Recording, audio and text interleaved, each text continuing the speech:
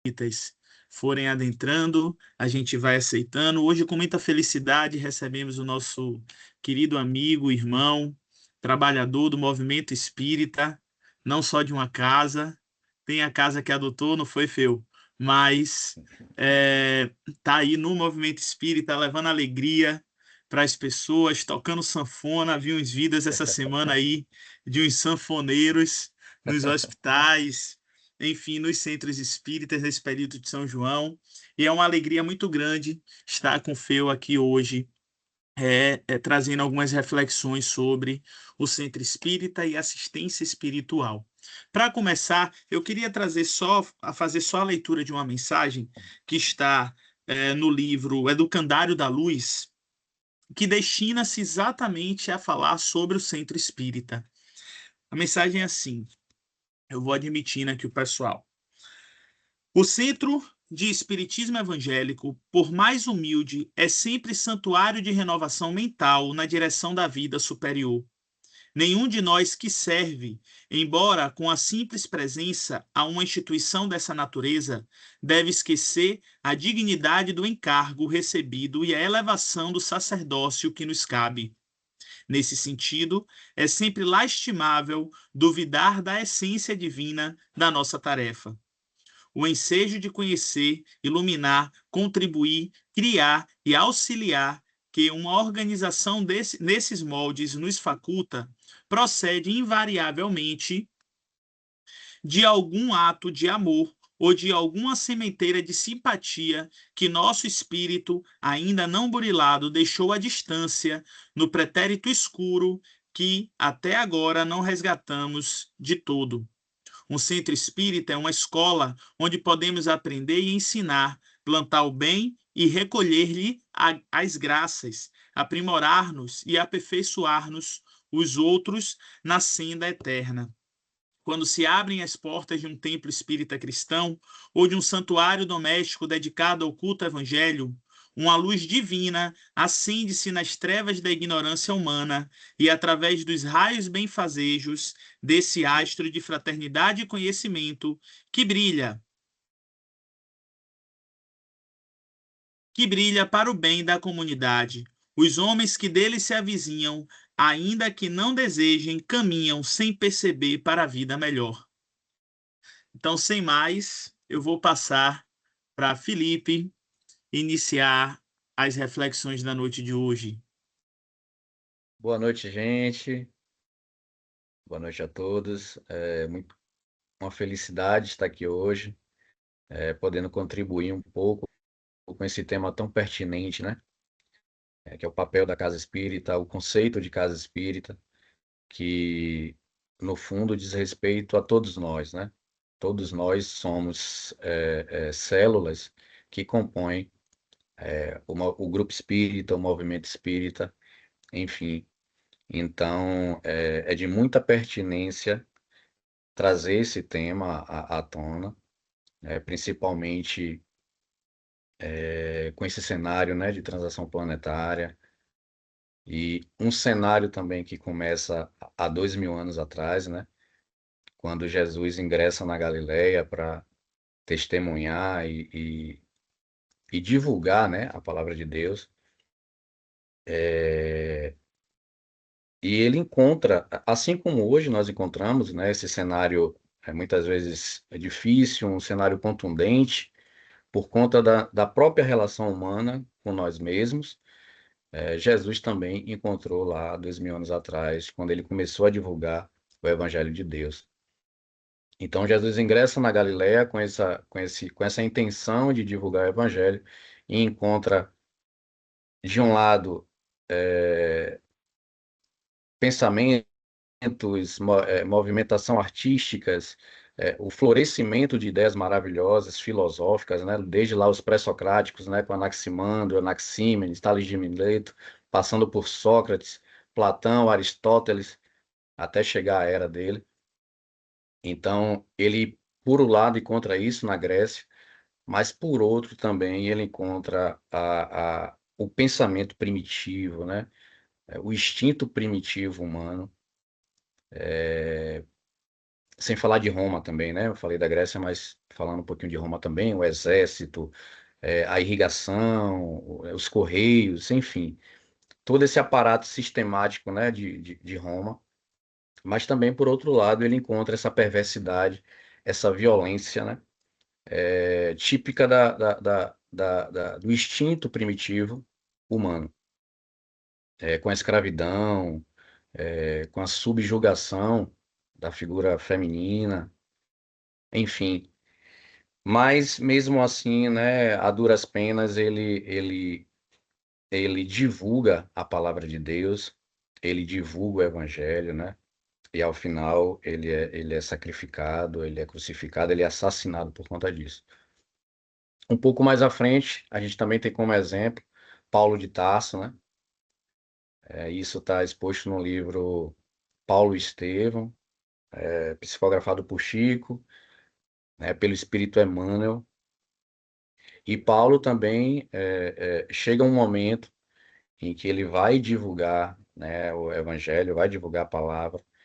É um momento em que a Casa do Caminho, né, que era gerida por outros apóstolos, né, por Pedro, enfim, ela estava em um momento também muito crítico, né, porque ela estava servindo de uma forma muito só assistencialista. Então, a parte da caridade, a parte da luz da palavra, ela não estava sendo divulgada. Então, isso está no livro Paulo Estevam. Então, Barnabé chega para Paulo de Tarso e fala: ó, a gente tem que ir lá intervir, a gente tem que fazer alguma coisa e a gente tem que sair divulgando a palavra, né? Então, eles vão lá para Antioquia e aí lá é sediada a primeira, digamos assim, né? A primeira igreja, de fato, em que Paulo vai dar início à sua linda pregação, né? Sua linda trajetória.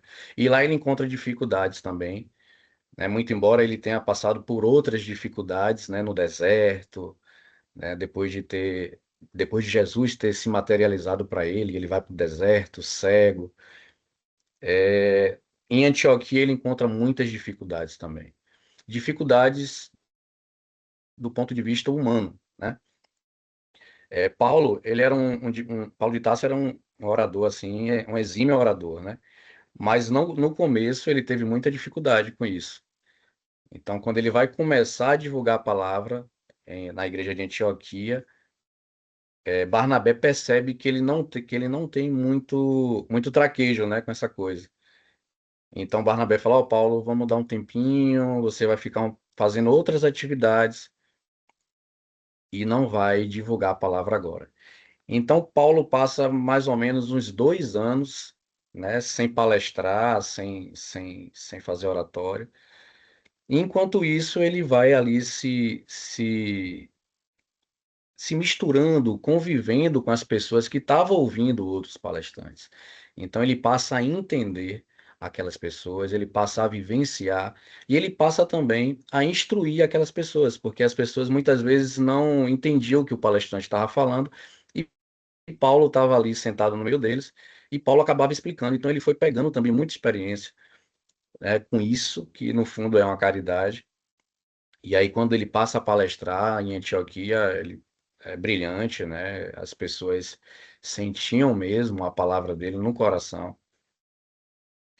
Então, o que é que eu quero trazer, né, com o cristianismo primitivo, lá do tempo de Jesus, lá do tempo de Paulo de Tarso, com hoje? 2000 anos se passaram e Allan Kardec registra no livro A Gênese que a transação planetária trariam dois aspectos bastante complicados, digamos assim. O primeiro deles seria o conflito de ideias, né? Isso está na Gênese, lá, Allan Kardec registra isso lá.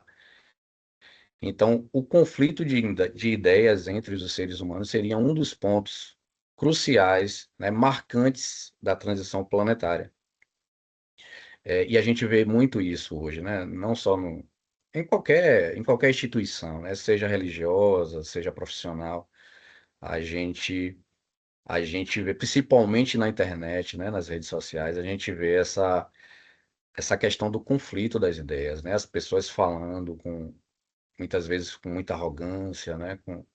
Com muita presunção. E isso é um ponto marcante da nossa transição planetária.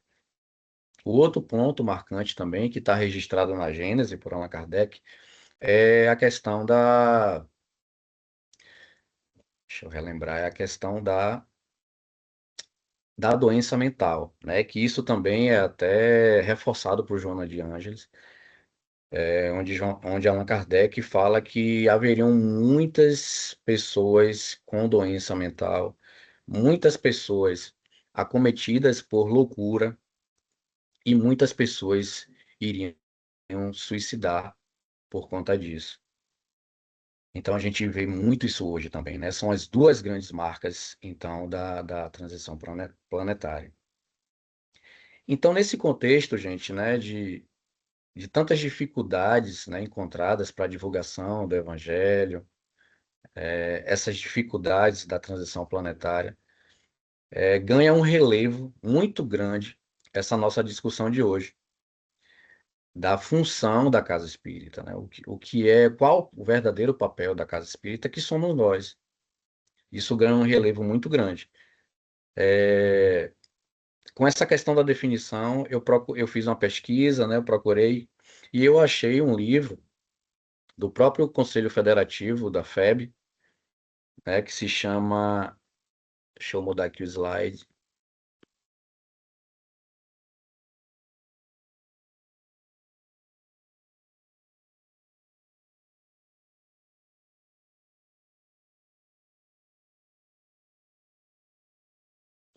Tá passando aí, Igor? Ah, sim. Ah, beleza.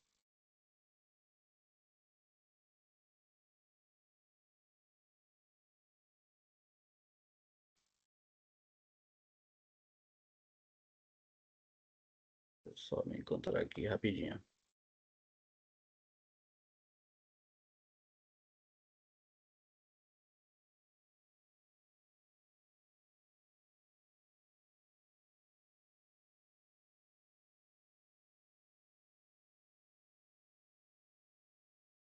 É isso.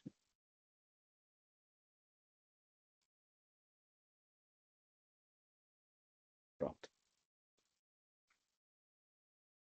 Então, o livro que eu estava falando é Orientação ao Centro Espírita, tá? Esse livro é do Conselho Federativo da FEB, e ele define o Centro Espírita assim: cédula fundamental do movimento espírita e polo de consolo e esclarecimento aos irmãos em humanidade, reconhecida para a edificação do mundo novo e a promoção do bem. Perfeito. Deixa eu voltar aqui.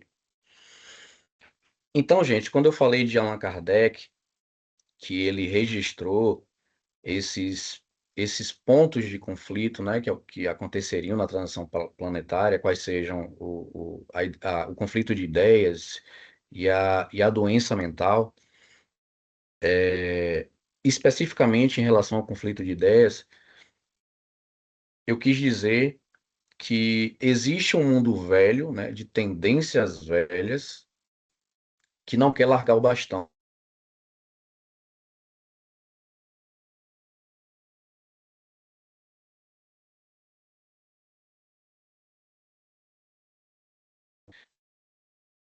Não violento, enfim, um mundo caridoso, um mundo que de fato deve existir dentro dos centros espíritas. Então, essa definição de centro espírita recai sobre essa reflexão, porque a prática da caridade é essencialmente, é, ela essencialmente tem que existir dentro da casa espírita, né? Quem vai ao centro espírita pela primeira vez, quem vai às casas, quer quem quer participar de um determinado grupo espírita, ele, essa pessoa ela está buscando alguma coisa, essa pessoa está com alguma dor, né? Essa pessoa está buscando algum consolo.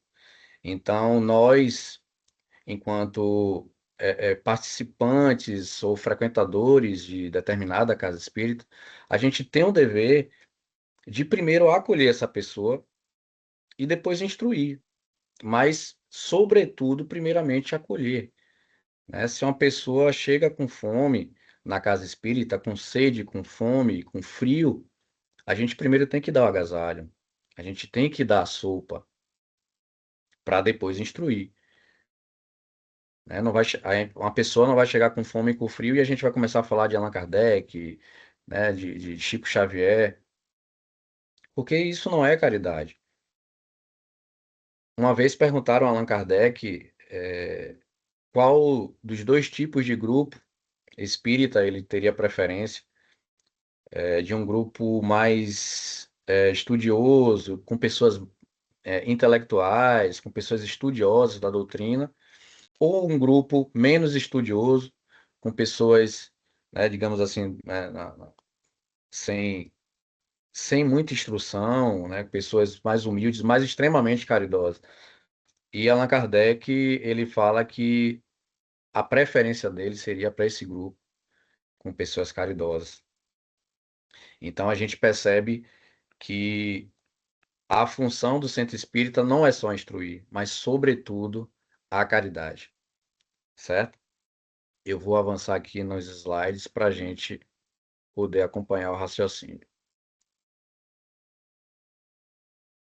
Então, aqui é o objetivo da aula, né? Compreender o centro espírita como espaço de acolhimento, educação e assistência espiritual, identificar as dimensões visível e invisível do trabalho desenvolvido no centro espírita, contextualizar à luz da doutrina espírita os métodos para assistência espiritual, reconhecer os limites éticos e doutrinários entre o tratamento espiritual e o tratamento físico. Então, aqui, a definição de centro espírita, né, como eu já tinha falado,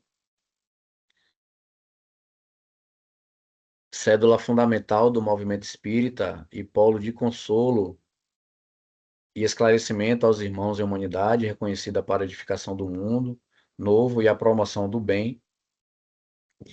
E nesse livro que eu falei para vocês, a orientação aos centros espíritas, além dessa definição mais geral, né, mais genérica, ela tem definições específicas, né, onde está registrado lá que os centros espíritas são núcleos de estudo, fraternidade, oração e trabalho, postos de atendimento fraternal para orientação e consolação, né, é o que eu acabei de falar aqui, que não é só instruir, mas também, sobretudo, consolar.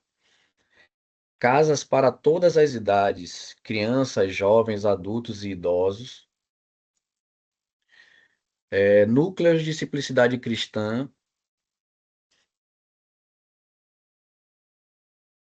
escolas de formação espiritual e moral, oficinas de trabalho para aprimoramento íntimo pelo Evangelho, recantos de paz para refazimento espiritual e fraternal.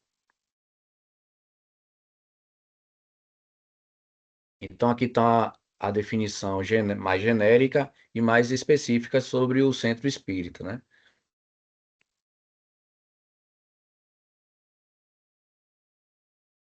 Então, o papel do centro espírita.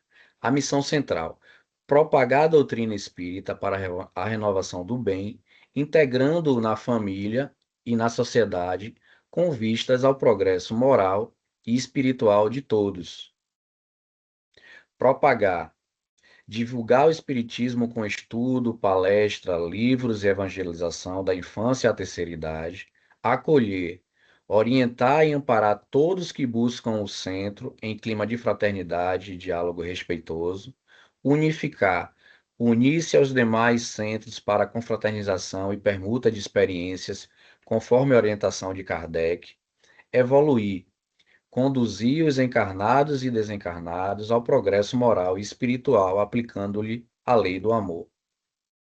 Gente, nesse ponto, é importante a gente deixar aqui registrado que o centro espírita, ele é um posto avançado que a espiritualidade tem para com o mundo material, certo?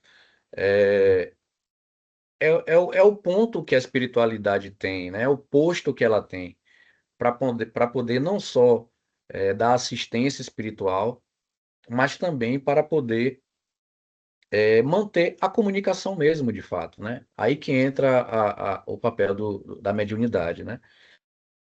Do trabalho mediúnico no centro espírita também. Então, falando nisso, né, André Luiz, se eu não me engano, em um livro dele, ele fala muito sobre isso, sobre a dificuldade que a espiritualidade tem muitas vezes no acesso, né, com os trabalhadores da casa, por N motivos, né, pelo estado mental, pelo estado emocional dos trabalhadores. Sobretudo, não só o trabalho mediúnico, mas também o trabalho de exposição, né? De exposição da palavra, de palestras, né? Porque o trabalho, por exemplo, de um palestrante não é só comunicar, né? Não é só falar. Se fosse só isso, seria fácil. Mas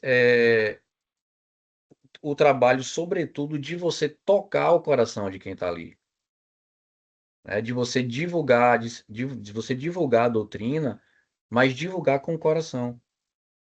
Primeiro vem a questão magnética do coração, da caridade, e depois a comunicação. Então é sempre assim. Isso acontece também com a caridade material, né? Não adianta eu entregar uma sopa, uma comida, se não tiver amor naquela entrega, né? Se não tiver a caridade de fato naquela entrega.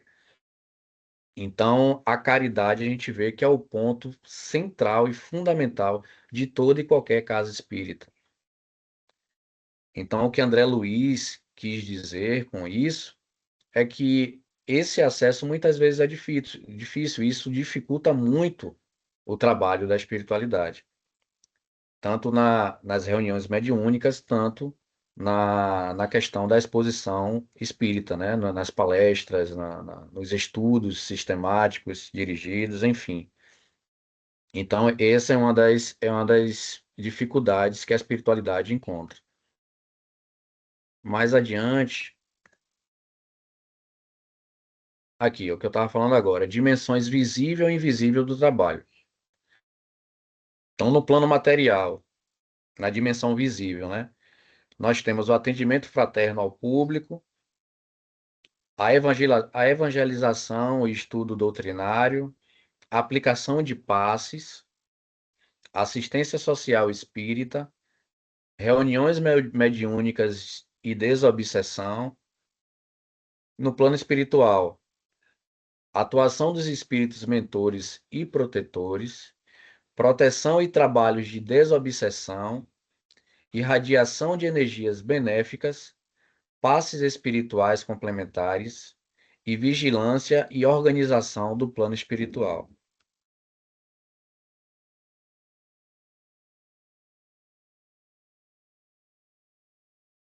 Então, voltando, gente, à questão da caridade, tem uma frase de Chico Xavier que é bastante forte, que ele fala que no centro espírita, uma pessoa, é uma frase forte, mas que tem sentido figurado, mas que é muito importante para essa reflexão.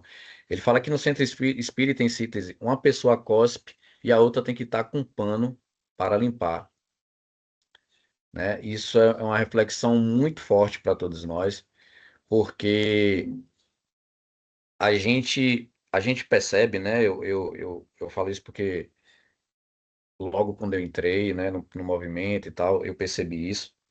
Existe, já comentei isso lá no centro, Igor, existe um etiquetamento, né, do espírita, né, da pessoa que é espírita, um etiquetamento de intelectualidade, até da questão econômica mesmo, né, que são pessoas economicamente mais, enfim, e que isso afasta muitas pessoas, né? Isso afasta muitas pessoas. As pessoas ficam temerosas, né? Não vou para o centro espírita porque eu não tenho conhecimento, porque não tenho determinada classe social. E eu acho que isso é uma coisa que deve ser, é uma ideia que deve ser desfeita, né?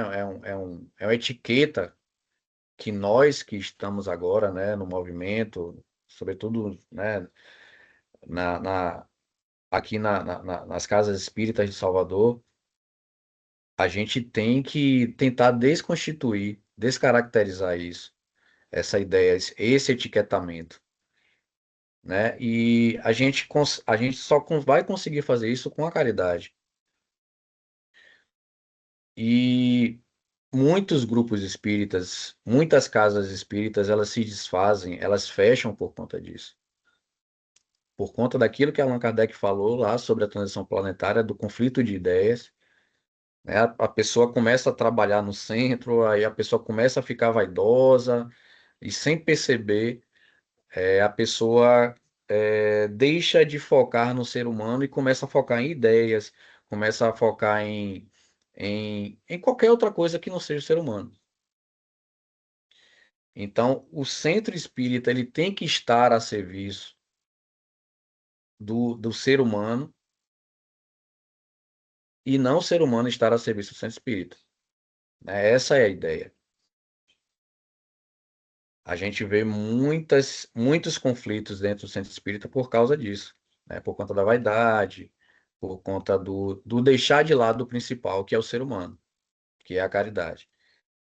A gente tem várias passagens do Evangelho que Jesus exemplifica isso, né? Há várias parábolas, né? A parábola do bom samaritano, que aquele homem caído lá, primeiro ele é acolhido, né? Primeiro ele é amparado, para depois ele ser instruído, né? Temos a parábola da candeia também, né? Onde Emmanuel ele vai fazer uma analogia muito bonita sobre a parábola da candeia, que ele traz os elementos da candeia, né? A cera se desgastando, e que isso seria nosso papel dentro da casa espírita de primeiro desgastar-se, doar-se, né? A cera derretendo seria essa analogia com o nosso trabalho dentro da casa espírita. O fogo como a fé raciocinada, né? A luz, né? Iluminando a todos, né? E a candeia em cima da mesa e não embaixo do leito, né? Que seria o nosso comodismo do dia a dia, o nosso envaidecer-se. Tudo isso coloca a candeia debaixo do leito. O conflito de ideias. Então, esse é o papel, gente, principal da casa espírita, né? Esse é a gente ter a ideia, ter a percepção, ter o sentimento de que nós somos nós que construímos as casas espíritas. Somos nós que temos a, a, o dever, né? O dever de amparar, o dever de ser caridoso com as pessoas que vão ao centro. Porque aquela pessoa no centro espírita que é a responsável por encaminhar as pessoas que chegam ao centro, encaminhar para determinados departamentos, seja da juventude, da infância e juventude, seja da fraternidade, essa pessoa tem um dever muito grande. Essa pessoa tem né? Às vezes num olhar, num gesto, a pessoa nunca mais vai no centro. Não é isso mesmo?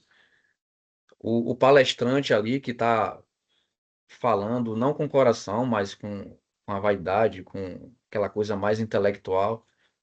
A pessoa, às vezes, nunca mais vai no centro por causa de um palestrante. Então, a gente tem que perceber isso.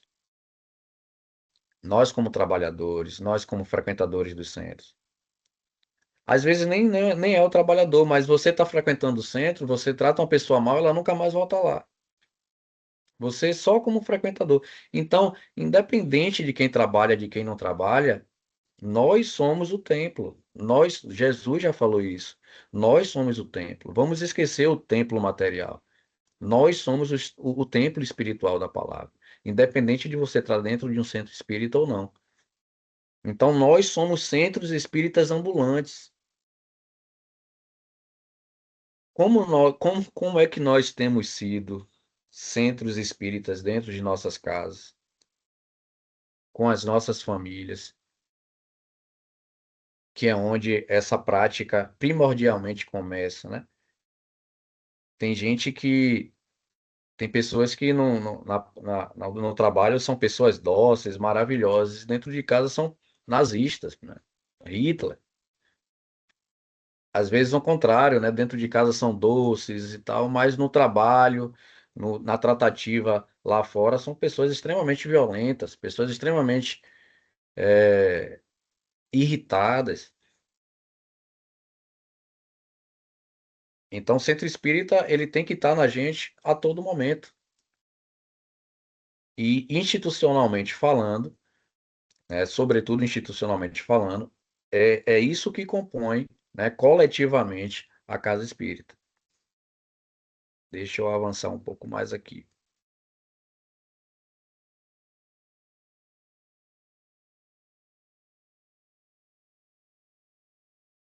Aqui a gente cai na questão da mediunidade, né, que eu falei nesse instante. Com os 3 pontos, o educativo, caritativo e moral. O educativo. A mediunidade ensina ao médium e à comunidade a realidade do mundo espiritual e a continuidade da vida.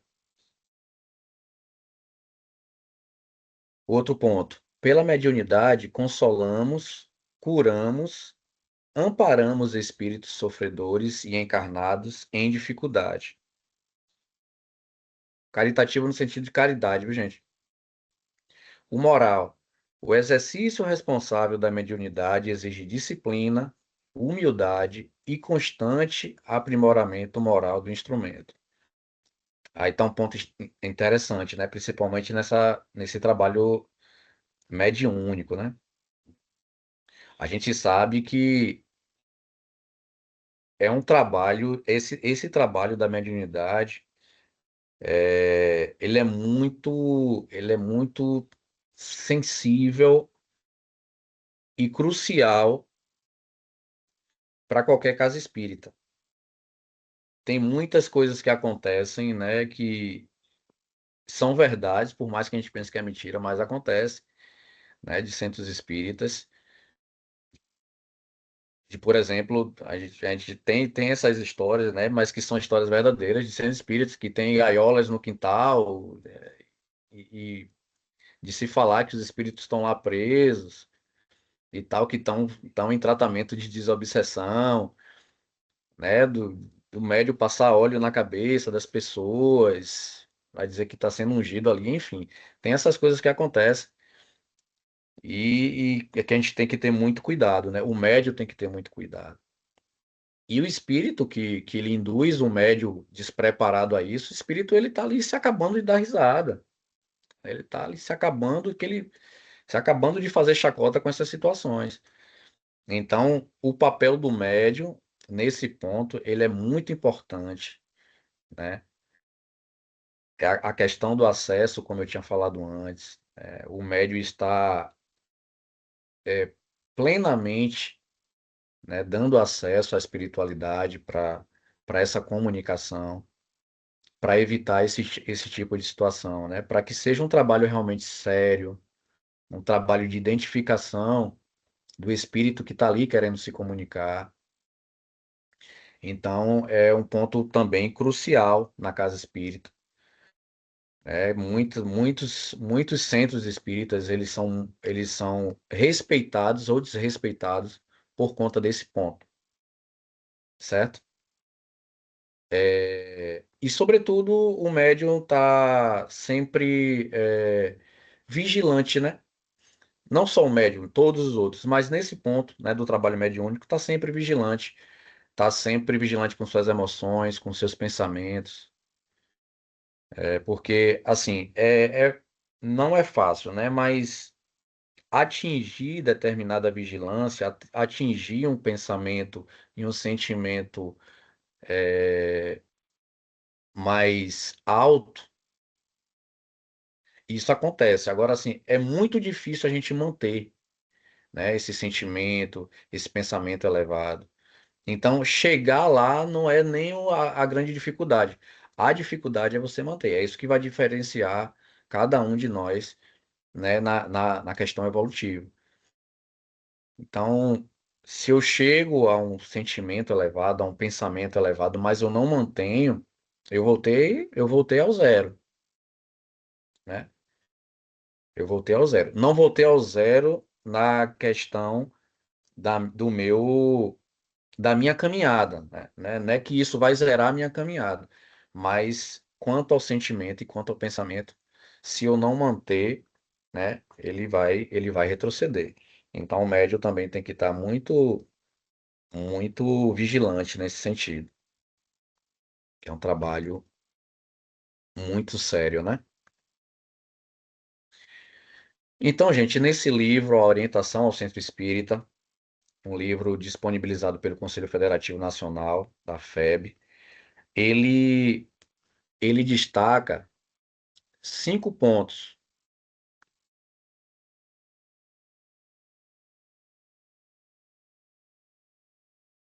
5 pontos das atividades básicas do Centro Espírita, certo?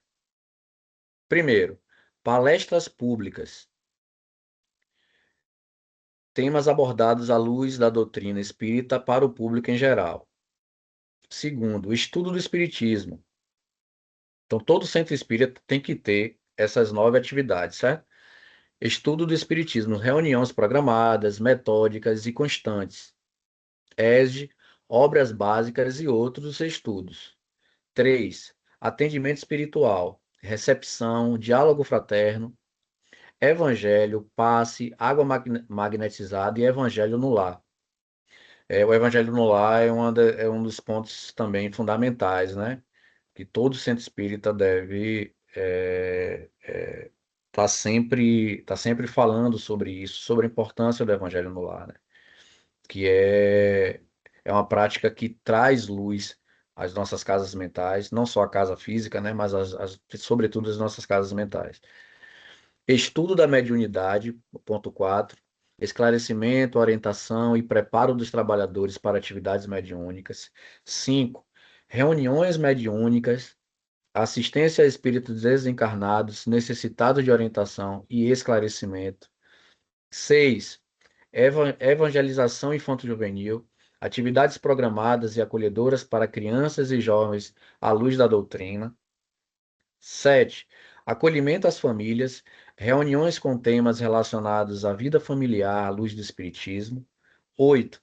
Divulgação da doutrina, com palestras, livros, internets e demais mídias compatíveis com os princípios espíritas. E 9. Assistência social, atendimento a pessoas em vulnerabilidade social, com ajuda material e espiritual. Eu lembrei aqui de uma frase de Bezerra de Menezes, onde ele fala que a gente deve entregar a doutrina espírita do jeito que nós recebemos, da forma pura como nós a recebemos. Então, esse é o nosso papel, entregar a doutrina dentro dos centros de uma forma pura, sem, sem os conflitos de ideias, sem as vaidades, sem, sem essas questões supérfluas, né, que tiram o foco principal, que é a pessoa, o ser humano.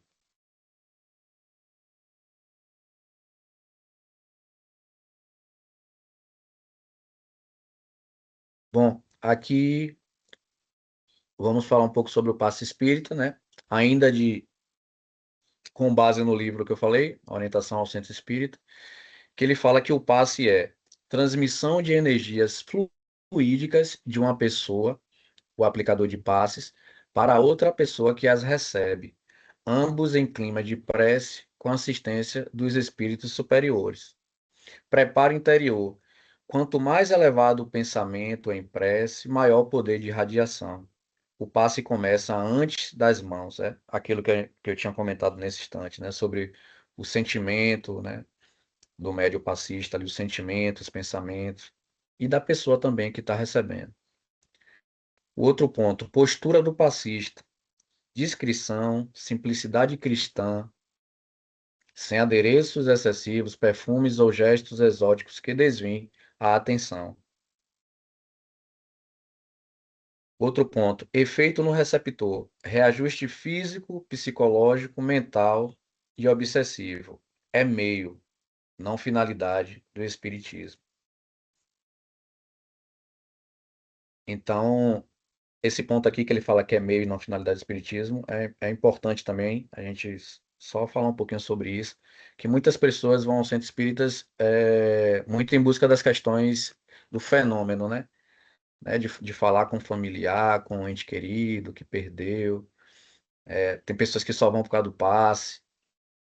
Então, então o centro espírita ele tem que estar muito atento também a isso. Não só atender para um lado, né? Não só para o passe, não só para a questão mediúnica, não só para a questão doutrinária, né? Das palestras, mas ele gerir isso tudo, né? Todas essas atividades de uma forma harmônica. A questão da assistência material, a assistência social, a questão infanto-juvenil, a questão da caridade material e, sobretudo, a caridade moral, né? Então não é fácil, viu, gerir um centro, né, Igor?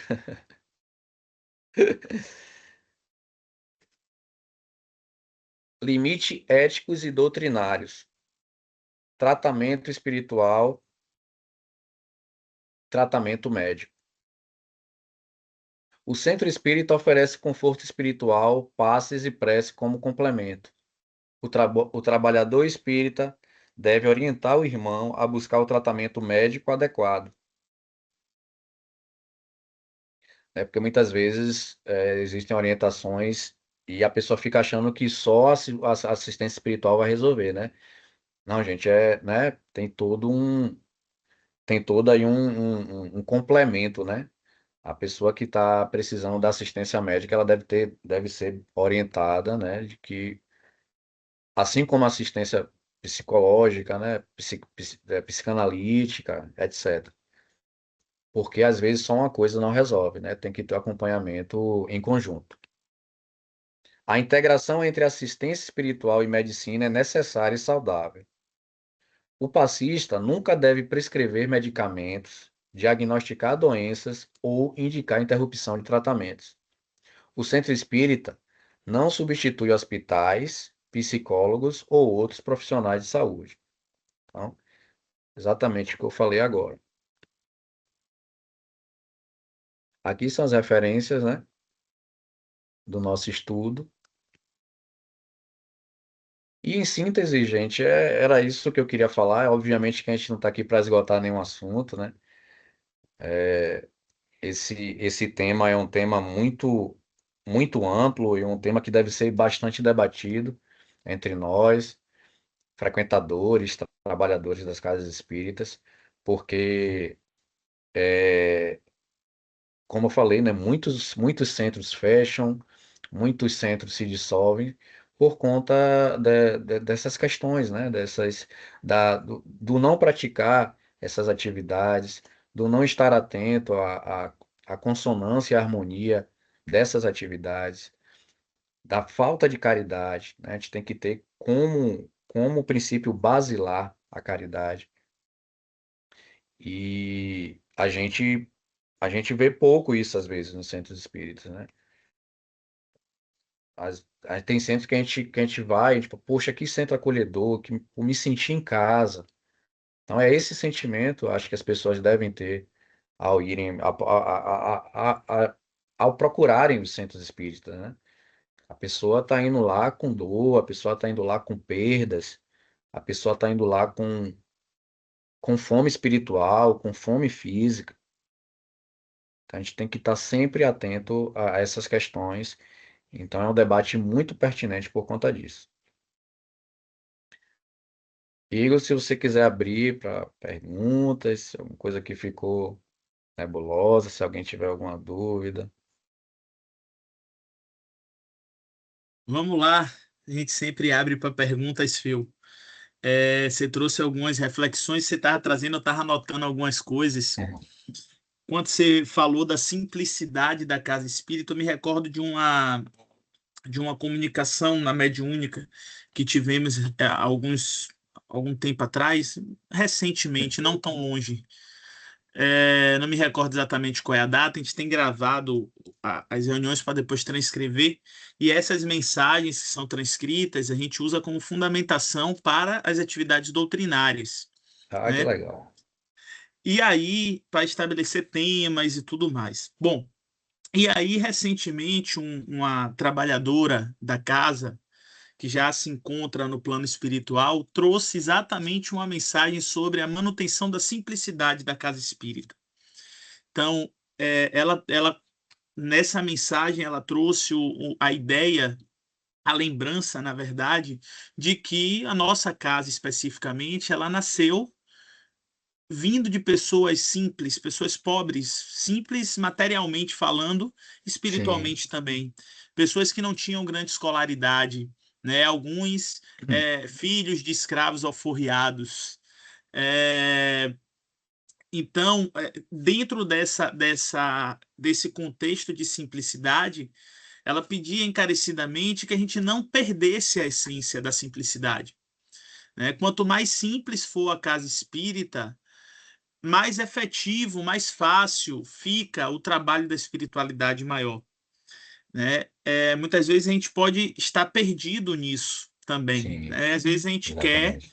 a gente pensa inspirado aí em históricas religiões que valorizam muito mais a grandiosidade dos seus templos, aqueles espaços Uhum. amplos, confortáveis, cobertos de ouro, né? E aí a gente traz a modernidade, que hoje o ouro está difícil, mas ar-condicionados, estilos de cadeira, né? Sim. Enfim, toda a tecnologia que avança na sociedade, que em algum momento é necessário, nós estamos aqui reunidos pela tecnologia, graças à tecnologia, que é necessário para a divulgação da doutrina espírita, mas que a gente sempre traga essa reflexão de quanto mais simples, melhor.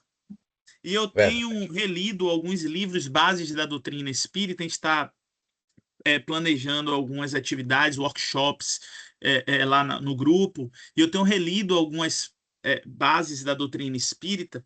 Recentemente, eu estou relendo o Espiritismo em sua mais simples expressão, o compilado de Allan Kardec, de algumas mensagens, alguns livretos que Kardec escrevia lá no século XIX. E o interessantíssimo é que é mais atual do que nunca. Isso foi escrito no século XIX e está muito atual. A Sim. essência da simplicidade, a ideia da gente olhar para a casa espírita de forma simples. Bom, quando a gente pensa em divulgação, através das doutrinárias, dos estudos, a gente trazer mais ou menos até o que você trouxe, algo que consiga atingir, né, as diferentes camadas sociais. A gente fale como Jesus falou para o povo. Jesus não tinha nem sequer templo. Jesus ia pelas ruas e quando tinha que rebuscar o vocabulário, ele rebuscava, ele Sim, sim. deixava, né, um vocabulário mais compatível quando ele ia lá na sinagoga discutir com os senhores das leis, os senhores das escrituras sagradas, mas também ele falava de forma muito simples quando ele estava com os pescadores, com os Uhum. agricultores, com os pastores de ovelha. Então, pensando em divulgação, a gente traz muito essa reflexão. E pensando na prática mediúnica também, né? O nosso curso é centralizado na prática mediúnica, pensando no passe, e não tem outro caminho senão a simplicidade. O passe é talvez um dos mais difíceis mecanismos que a gente tenha para vivenciar a simplicidade. Eu vou abrir para perguntas. Eu queria só, sempre gosto de fazer a primeira pergunta,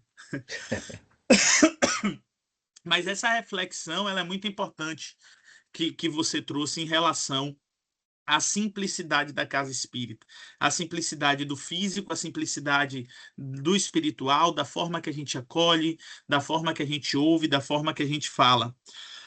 Sim. Mas vamos lá. É,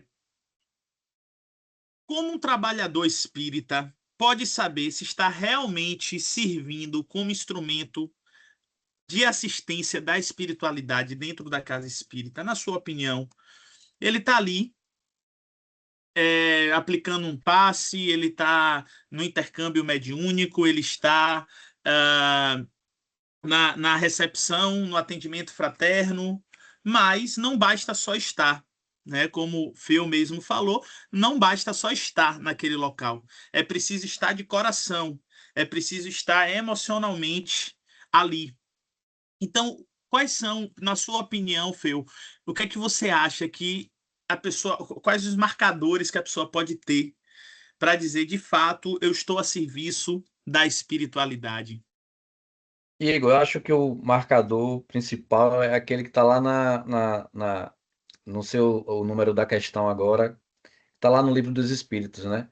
Que é o nosso paradigma, que é o nosso guia, né? Que é Jesus.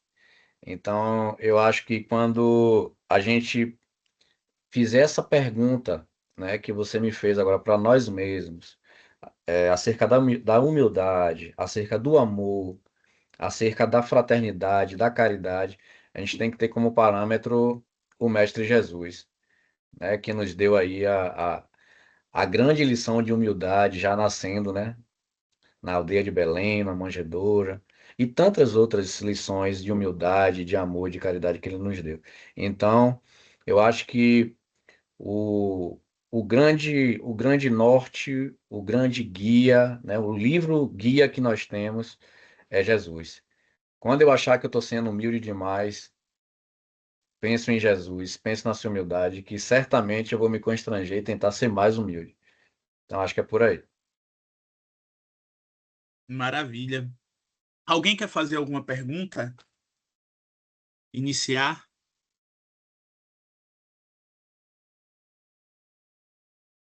Marivalda, minha amiga, como é que você está? Boa noite.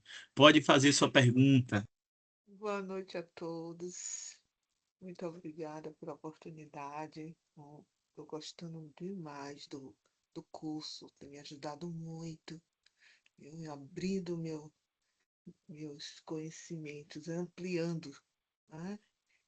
E assim, eu moro em Aracaju, eu sou de Salvador, mas eu moro em Aracaju. E aí, quando o Felipe falou a respeito da simplicidade das pessoas que frequentam os centros espíritas e se sentem constrangidas se não tiver a altura de quem está lá dentro. Eu tenho observado isso em vários centros e tem me incomodado muito, porque o mês passado eu passei por uma situação que eu fiquei muito triste, porque chegou uma moça, né? Uma moça não, é uma mulher, mas ela é tão jovem, ela tem 3 filhos. Ela não é moradora de rua, mas ela é muito, muito pobre, né? Precisa de muita ajuda e tudo. E ela estava assim, uma roupa que a gente olhava e ia achar que, é uma moradora de rua, Mas como eu trabalho na pastoral com as pessoas em situação de rua, eu não tenho esse tipo de visão. Então, me incomoda quando uma pessoa chega e afasta. Ah, não, não pode não. Isso me doeu tanto quando eu vi. Não, não, não entre não. Aí eu fiz, oh, meu Deus, o que é isso? O que é que a gente está aprendendo aqui? E aí eu saí, né, no portão e fui falar com ela, né? Aí eu fiz, o que é que você quer, meu amor? Aí ela fez, eu queria alguma coisa para comer, eu queria alguma coisa. Aí eu expliquei a ela o que é que estava acontecendo ali, porque ela não sabia, né? Expliquei, disse assim, olha, você fique à vontade, se você quiser. Aí ela fez, não, não, eu vou em casa, eu vou tomar um banho e volto. Eu fiz, ela não vai voltar. Ela não vai voltar, porque à frente do templo tem o quê? Já viu o quê? Carros, mais carros, as pessoas entrando, parecendo que estava indo para uma festa. Então, Uhum. isso, claro, né? Ela não se sentiu nada confortável. e a gente sabe que o objetivo não é esse. Então incomoda muito. Aí eu saí, ela viu na mala do meu carro, porque eu pego os alimentos não perecíveis que arrecado, eu pego para doar. Todo mês eu faço isso. Então ela viu uma cesta básica na mala do carro que eu fui pegar Aí ela me pediu, a senhora me dá aquela cesta básica? Que cesta? Eu não estava nem me lembrando. Aquela que está na mala do seu carro. Aí eu fiz, é mesmo, porque eu tinha doado outros alimentos e tinha uma fechada. Eu fiz essa cesta era para essa criatura, porque eu não tinha a quem dar assim diretamente, né? Aí eu fiz, olha, é para ela. Aí dei. Digo, pode Hum. levar. Eu fiz, você vai voltar? Ela, eu vou tomar um banho e volto. Claro que ela não voltou, né? Mas quando foi no final, ela chegou, ela foi em casa, tomou um banho mesmo, realmente. Mas quando ela chegou, já tinha acabado. Aí eu, vinha cá, eu chamei ela e expliquei a ela, olha, todo mês tem atendimento. Você pode entrar como você tiver. Aqui é a casa de Jesus. E procurei deixar ela à vontade, né? Para ela não se sentir constrangida, porque ela morava perto. Então, ela ia andando. Ela tinha 2 filhos, um de 3, um de 6 e estava grávida. Mas disse que não tinha nada em casa, nada. Aí eu pergunto a vocês, como fazer para atrair essas pessoas e essas pessoas não se sentirem excluídas do templo de Jesus, porque não é nosso. Nós somos apenas servidores. Obrigada. Nossa irmã Marivalda, né? É, Marivalda. Marivalda. É exatamente essa reflexão que a gente estava fazendo, né, durante aqui a nossa reunião. E eu, eu vivo coisas parecidas, né? Eu que já trabalho no centro, né, que tem uma certa convivência lá. Eu vivo certas situações, né, parecidas, porque eu sei que é típico do relacionamento humano, né? É genuinamente humano. Coisas de que se eu fosse levar ao pé da letra, eu falar, ó, vou parar de trabalhar, vou deixar isso aí, tá bom, porque tem coisas que me tocam profundamente. Eu falo, pô, não é possível que isso acontece aqui dentro. Mas é que tá, né? O centro espírita nada mais é do que um grupo, uma reunião de nós mesmos, de pessoas. Então lá vai ter vaidade, vai ter arrogância, vai ter violência. Isso é uma questão deturpada também. As pessoas pensam, porque está no centro espírita, está evoluído. Não... Nossa, não era para ter isso aqui. Não, aqui é para ter isso mesmo. Não, não ter isso mesmo de. Não estou querendo dizer que é para tratar as pessoas assim, entendeu? Mas o primeiro ponto que a gente tem que refletir é se reconhecer como sendo essas pessoas. A partir desse ponto, desse reconhecimento, é que a gente vai poder mudar.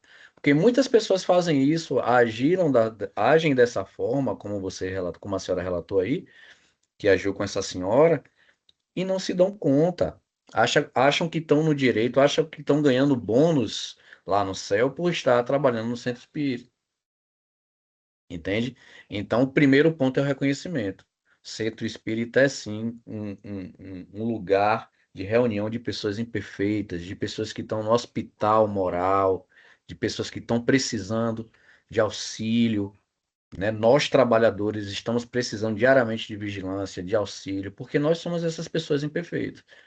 Então, acho que o primeiro ponto é esse reconhecimento. Enquanto as pessoas no centro não se reconhecerem como essas pessoas ainda primitivas, ainda carentes de evolução, as coisas ainda vão demorar para melhorar. Mais uma, licencinha, só para eu completar o que Felipe acabou de falar. Assim, eu na hora, a pessoa, no caso a voluntária, que foi falar com ela para ela não entrar, barrou a entrada dela, eu não falei nada com ela, eu não julguei ela, né? Eu saí para falar com a moça. Mas claro que me incomodou. Mas você acha, não é uma opinião aí, pessoal, precisa de vocês mesmo, que eu deveria chamar a voluntária e falar o quê? Que não deveria fazer isso? Porque eu não fiz, né? Eu preferi sair e conversar. E não falei nada com ela, deixei ela no momento, como você colocou, né? Nós estamos ali, é uma escola também, né? Nós estamos, todos somos imperfeitos.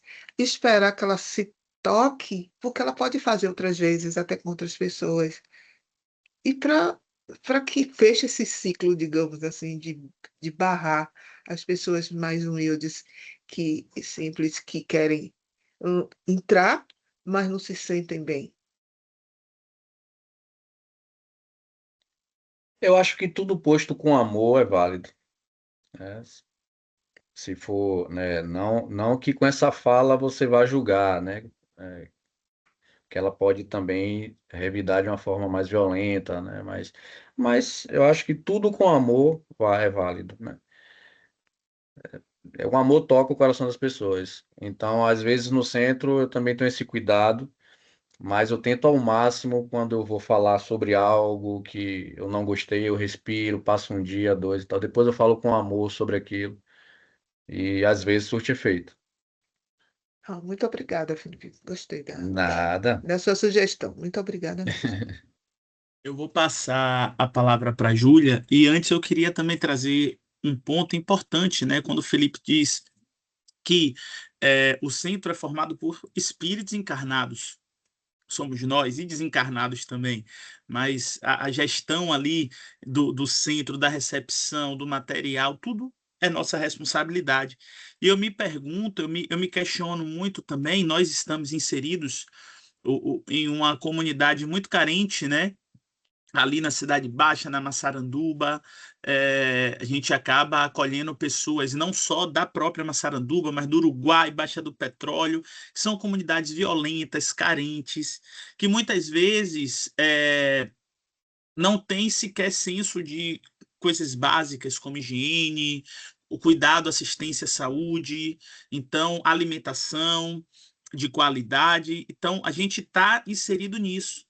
E às vezes bate na porta da nossa casa pessoas que chegam com uma vestimenta maltrapilha, que chega é, é, com um tom de voz mais agressivo. E aí eu percebo que algumas pessoas ficam até com receio de ir lá receber.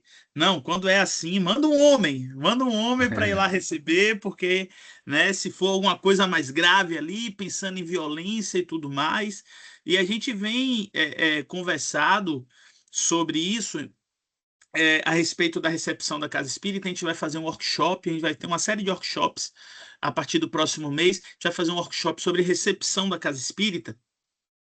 E eu acho que a porta de entrada da casa espírita, que é a recepção, é a pessoa que recebe, ela precisa se despir principalmente dos seus preconceitos, que são seus, são individuais. Quando a gente fala da doutrina espírita, da reforma íntima, a gente fala de olhar para dentro de si, e nós trazemos dentro de nós muitos preconceitos.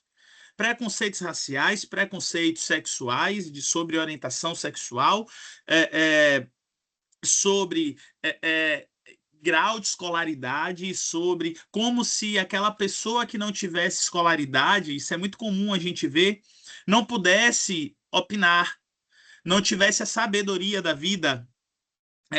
Como uma vez, recentemente, tem um ano, menos de um ano talvez, uma pessoa que passou por nossa casa, ela agora milita em uma outra casa espírita, pela proximidade de onde ela mora, lá no Uruguai. Ela disse assim: é muito difícil você ver pessoas iguais a mim na gestão da casa espírita. Então, quem é que está na gestão da casa espírita? São intelectuais, são pessoas de determinado nível socioeconômico, de determinada escolaridade, determinada cor. São essas pessoas que são a cara do centro Tá. espírita, né? Então, a gente precisa começar a se despir de tudo isso para, de fato, acolher as pessoas. Bom, Jesus fez isso. Se a gente diz que é cristão, que segue os passos de Jesus, Jesus não veio para os sãos, Jesus veio para os doentes, Jesus não veio para os ricos, na verdade ele veio para todos, né?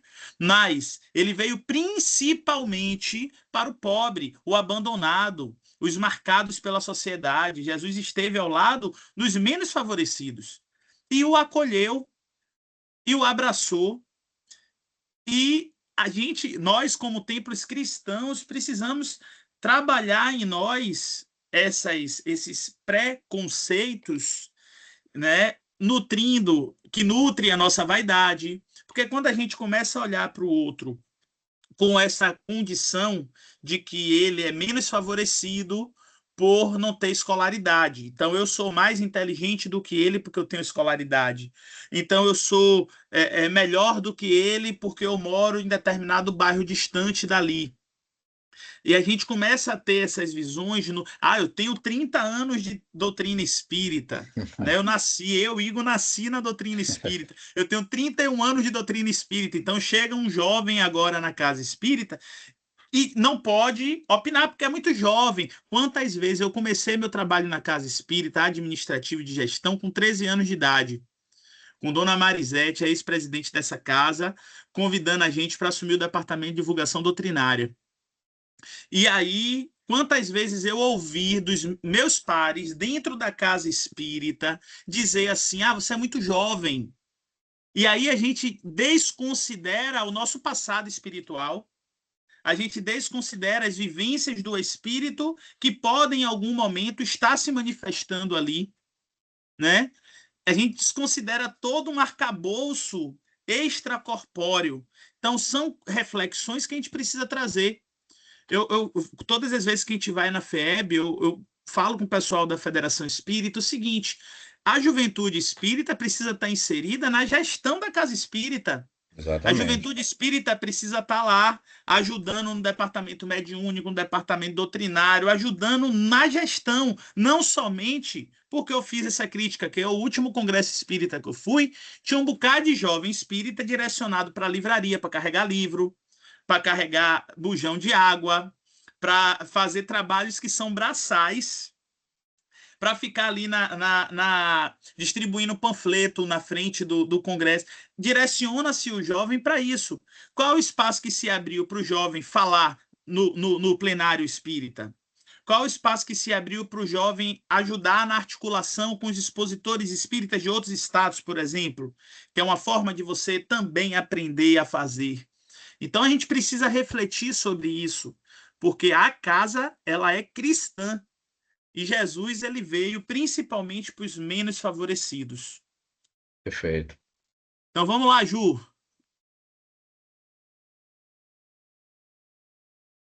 Boa noite. Boa Muito noite. obrigada, Felipe e Igor, também pelas reflexões. Eu achei Imagina. excelente a exposição, refleti bastante sobre diversas pautas abordadas e lembrei até de uma frase do Chico Xavier, tem até um livro, acho que com esse título, que é quem sabe pode muito, mas quem ama pode mais. E realmente, quando a gente faz com amor, a gente faz realmente de coração e por inteiro, a gente consegue se sentir feliz, né? Dá uma sensação de felicidade e de prazer quando a gente faz com amor. E aquela frase do Carl Gustav Jung: domine todas as técnicas e teorias, mas ao tocar uma alma humana, seja apenas outra alma humana, para a gente se despir realmente de todo orgulho, egoísmo. Igor também traz da importância de desconstruir preconceitos, estereótipos, e isso também faz parte do nosso processo de reforma íntima e da nossa responsabilidade com esse processo. E eu tenho duas perguntas totalmente diferentes, mas eu vou fazer as duas. Se Felipe puder responder. Um é sobre o Evangelho no Lar. Ele trouxe a reflexão durante a fala que muitas vezes o nosso desafio, o meu desafio, e acredito que de muitas pessoas, é de manter pensamentos e sentimentos elevados. Que a gente realmente consegue ter esses sentimentos e pensamentos mais elevados, mas manter é um desafio, devido a vários fatores. E aí, eu gostaria de saber de que forma o Evangelho no Lar pode fortalecer a assistência espiritual recebida na casa espírita, até porque no Evangelho no Lar a gente faz em casa, muitas vezes nós temos parentes que são também espíritas e acontece essa troca de conhecimento, reflexão, momentos de prece, ou tem gente que faz até sozinho nos seus lares. Eu acho que não só isso, né? Tem outros recursos que a gente pode utilizar também para elevar esses pensamentos, como, por exemplo, a oração, a prece, enfim, mas gostaria que você falasse um pouco mais sobre isso em relação à prática do Evangelho no Lar. Outra pergunta é em relação ao médium, ao espírita, quando ele já desempenha um papel na casa espírita, como, por exemplo, o passista, já que a gente também tem falado sobre o passe mediúnico, quando o passista ele não está no momento bom, vamos dizer que ele não está naquele dia, por conta de alguns fatores, acontecimentos, não está com pensamentos e sentimentos mais elevados, e naquele momento ele está precisando mais de receber mesmo essas energias de ser amparado, ou até está naquela postura mais de silêncio, mas não está bem para exercer esse papel no dia. Então, o que fazer nesse tipo de situação? Bom, obrigado, Júlia, pelas perguntas, bastante pertinentes a toda a reflexão que a gente vem fazendo. Em relação ao Evangelho do Lar, eu vou falar por experiência própria, né? Quando eu não fazia e quando eu comecei a fazer. Além da reflexão, da oração, né, genuína que a gente tem quando realiza o Evangelho no Lar, a gente cria um compromisso com a espiritualidade, né? Você sabe que naquele dia a espiritualidade vai estar ali, né? Vai estar na sua residência mental e na sua residência física. O espaço-tempo do espírito é outro, né? Não é igual essa nossa dimensão, mas eles estão aqui, né? A gente tem essa certeza que eles estão aqui, nos amparando, nos intuindo, e acaba sendo uma coisa contagiante, né? Com as pessoas que moram na casa, por exemplo. Eu comecei a fazer, daqui a pouco minha esposa já estava acostumada, e aí vai quarta-feira, me lembrando e tal, aí daqui a pouco tem uma criança que também começa a fazer, enfim. Então aquilo vai se tornando mesmo uma coisa, uma coisa tão boa, né? Uma coisa que fortalece, que preenche, que aquece, né? No nosso coração, a nossa casa mental. E é uma coisa que a gente faz na casa espírita e que a gente pode fazer na nossa casa, né? A diferença é que lá tem algumas outras atividades que são peculiares da casa espírita, como o passe, como a reunião mediúnica e tal.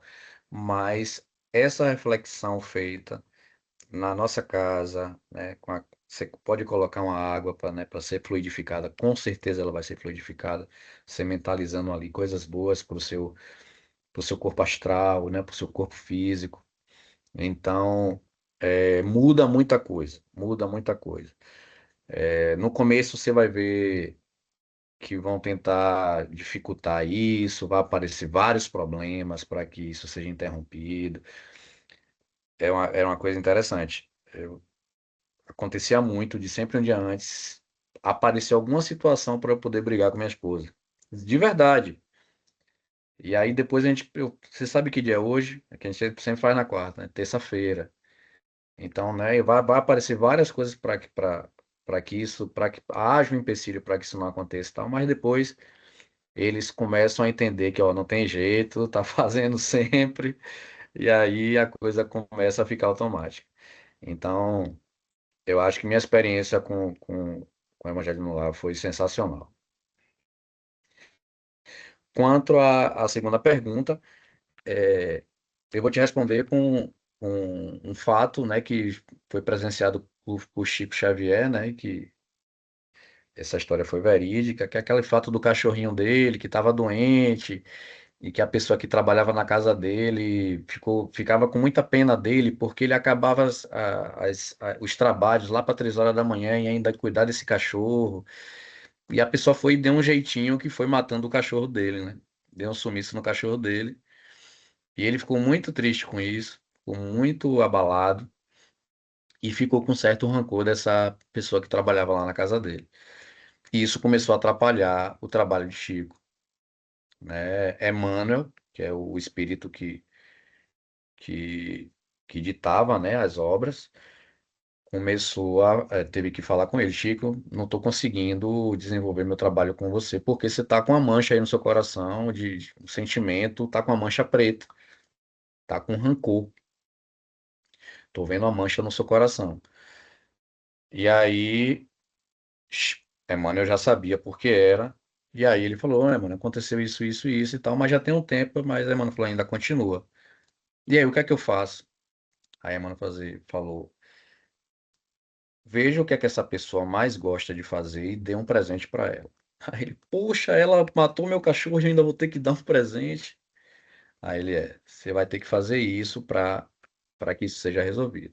E aí Chico foi, pesquisou lá com as vizinhanças, viu que ela gostava de costurar, comprou uma máquina carérrima para ela. E aí entregou, e aí ela se emocionou, e me desculpe, você ainda me presenteou, e aí uma luz atravessou o coração dela e atravessou o coração dele. E aí essa mancha sumiu e aí os trabalhos continuaram. Então, a resposta é o amor, né? Quando o trabalhador tiver com esse sentimento, com esse pensamento não elevado, eu acho que o trabalho no bem, o trabalho no amor é o remédio para curar isso. Obrigada. Nada. Eu vou passar para o seu Edelso, que está ali também um tempinho com a mão levantada, mas Lipe me lembrou agora, nesse caso do Chico Xavier, do primeiro capítulo do livro Missionários da Luz, quando André Luiz Sim, chega com a equipe de caravaneiros na reunião mediúnica e ele começa a descrever o estado do médium, né? Ele começa a descrever que no corpo fluídico do médium tinha, na região genital, uma luminosidade mais opaca, mais escura, né? E aquilo estava limitando o trabalho do médium, né? Então, acho isso muito interessante, porque ao longo do livro, acho que boa parte aqui já leu, quem não leu, recomendo a leitura. É, isso ao longo do trabalho da espiritualidade, é aquela história, eu digo sempre, quando precisa acontecer, o trabalho ele vai acontecer, que não for por um, vai ser por outro. com Eu cito certeza. sempre o caso da própria codificação. Kardec ele assumiu a responsabilidade de codificar a doutrina espírita, mas se Kardec, por algum motivo, respeitando o livre-arbítrio dele, falhasse ou não quisesse assumir, já estava ali Leon Denis aposto para Exatamente. desenvolver a codificação da doutrina espírita. Então, quando é para acontecer, vai Vai acontecer acontecer. a atividade. Mas o que a gente pode é, pela caridade, ajudar o trabalho da espiritualidade. Exatamente. Então, de que forma eu posso ajudar a espiritualidade maior a desenvolver aquele trabalho, vibrando com ela, limpando os meus pensamentos, né, controlando o que eu estou sentindo naquele momento. Tudo isso facilita o trabalho de intercâmbio mediúnico, a magnetização, né?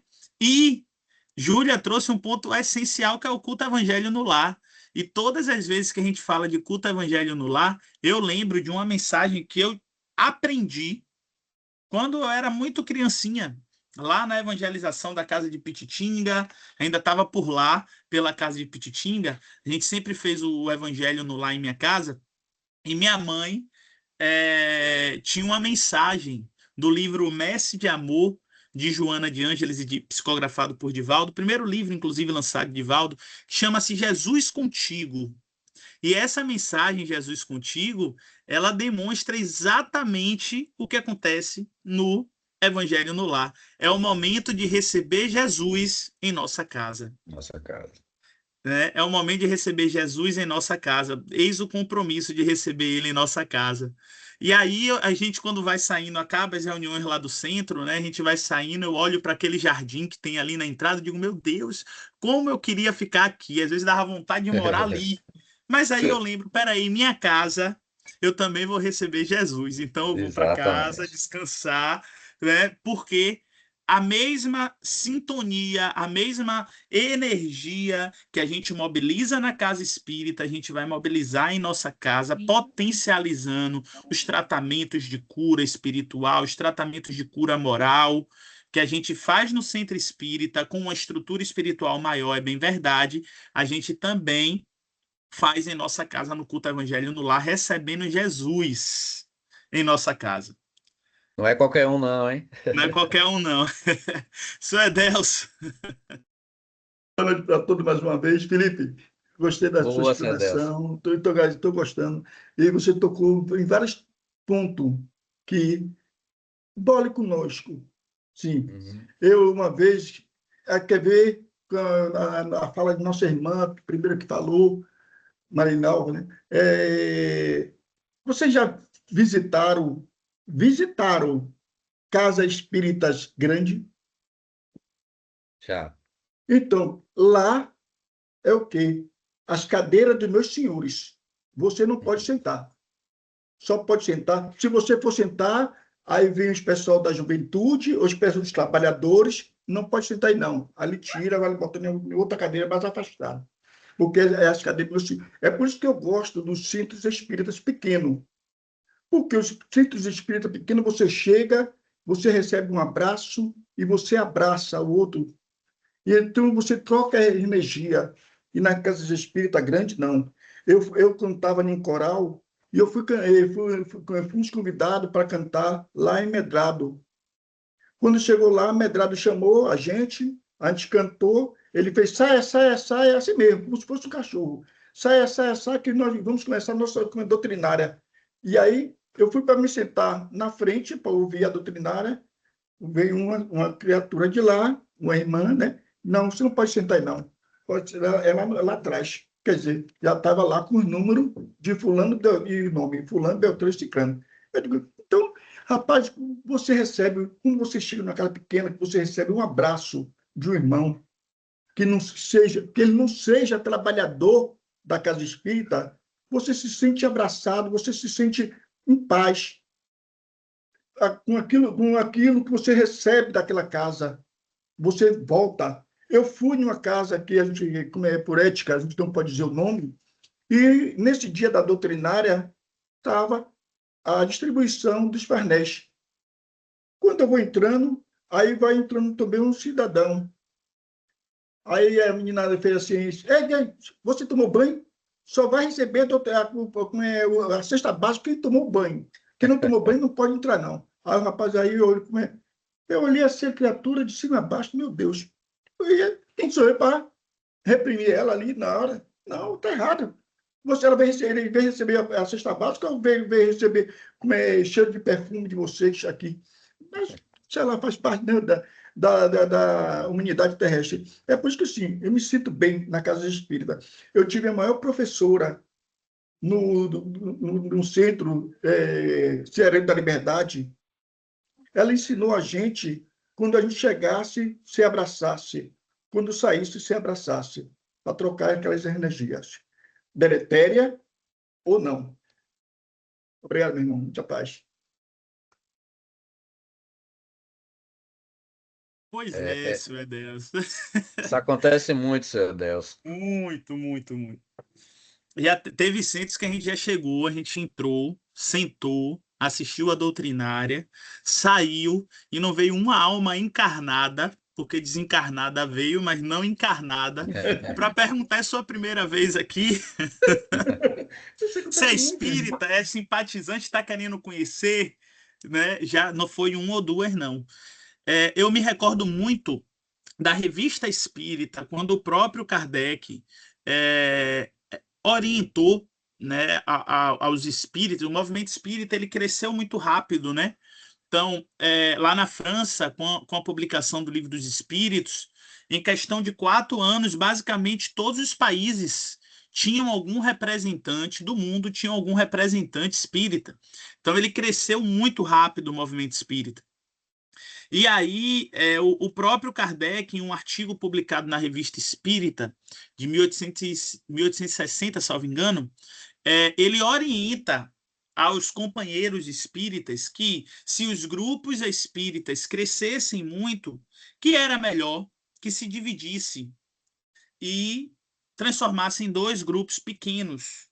Porque o grupo pequeno é mais fácil, pensando na mediúnica, é mais fácil você manter a vibração do que um grupo grande. Segundo ponto, quanto mais gente pensando em uma casa espírita, maior é o conflito, a diferença de ideias, né? Então, quanto menos gente tiver ali, melhor para você chegar a um entendimento, porque a casa espírita é entendimento coletivo.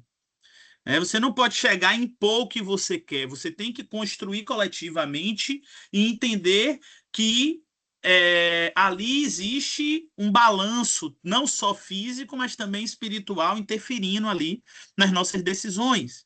Então, o próprio Kardec orienta isso.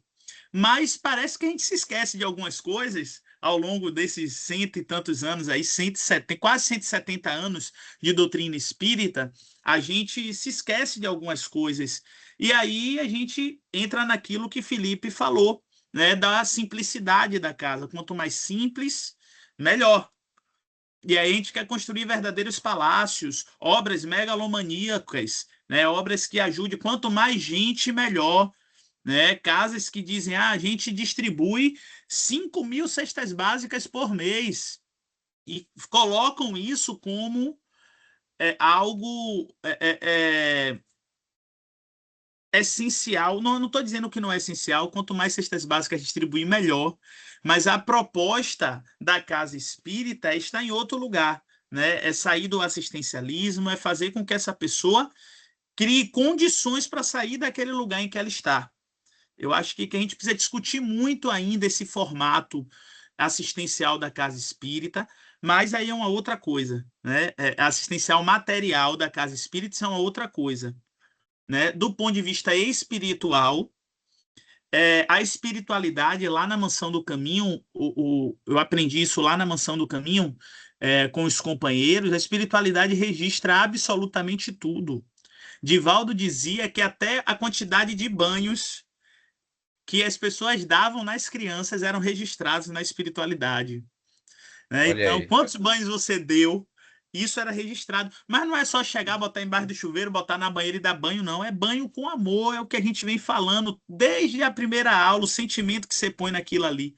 É isso que vai valer, de fato, de trabalho na casa espírita. Não é a quantidade de palestras que importa. É dentro dessas palestras, quantos corações você tocou. Quantos corações você tocou? Quando desencarnar, ninguém vai perguntar quantos livros você leu, né? Pois é. Mas quantos corações você tocou? Seu Edelso, aconteceu uma situação comigo recentemente. Eu fui dar uma palestra em um centro, que eu não vou falar o nome, e tem uma vaga, né, reservada para palestrante e tal, e aí me avisaram e tal, aí eu entrei, o porteiro abriu, e aí um senhor, que já é uma pessoa responsável por outros setores do centro, me viu entrar e foi chegando perto e falou: Ei, aí não pode estacionar aí não, que é pro palestrante. Quem é você? Já vi. Aí eu falei assim, ó, meu amigo, meu irmão, eu sou o trabalhador de Jesus, mas se tiver outro palestrante, eu tiro o carro e vou assistir a palestra. Aí eu digo, ô meu amigo, me desculpe, não sei o que mais lá e tal. Aí eu fiquei assim, ele ficou constrangido, né? Aí eu falei, ó, já se viu, eu não vou falar mais nada não, tá tudo certo. Essas histórias são ótimas.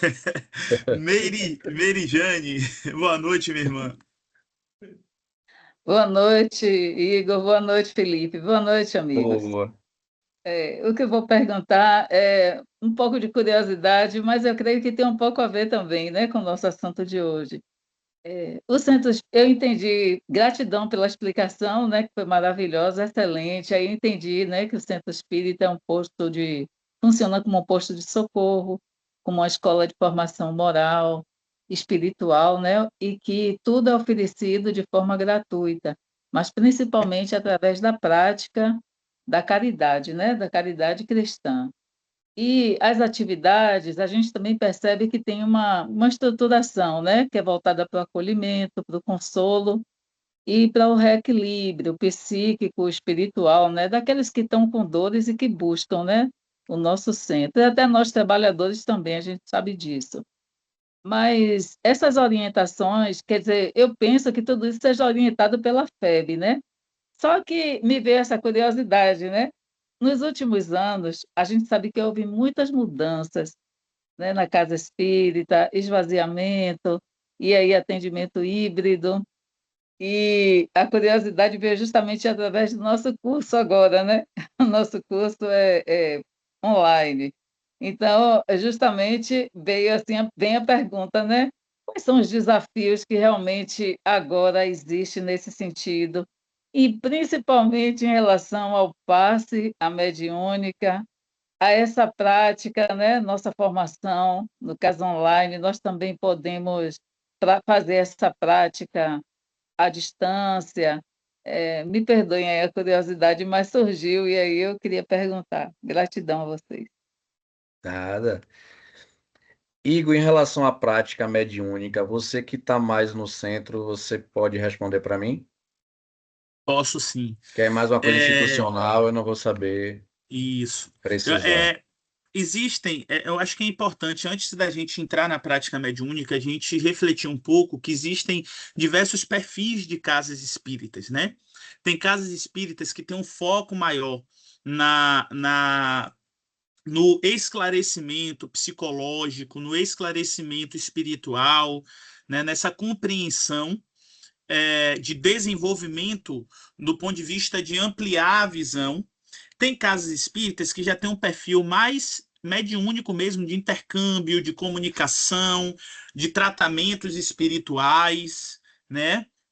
Enfim, então tem casas espíritas que já tem um perfil mais social, de distribuição de cestas básicas, de acolhimento material da comunidade. Então você tem vários perfis de casas espíritas.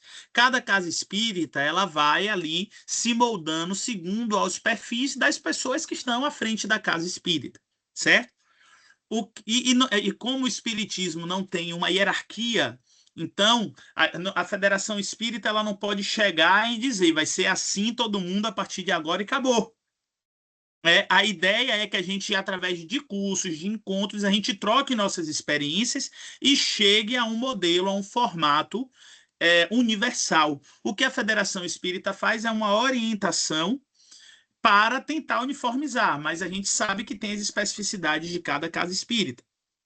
E aí, pensando na prática mediúnica, né, diante de todo esse cenário que Meire trouxe, a gente tem uma série de recursos tecnológicos que facilitam a nossa comunicação, mas pensando especificamente em intercâmbio mediúnico, em reunião mediúnica, né, em reunião, seja qual for o foco da reunião, desobsessão, esclarecimento, seja qual for o foco da reunião, é importante que nós estejamos na casa espírita de forma presencial. Por quê? Porque existe toda uma estruturação do ponto de vista espiritual já aposta na casa espírita. Então, a gente tem ali toda uma proteção, toda uma equipe de proteção energética da casa, existe todo um maquinário espiritual que já é montado na casa. A gente muitas vezes olha para a casa espírita com olhar material, mas a gente precisa olhar também com olhar espiritual.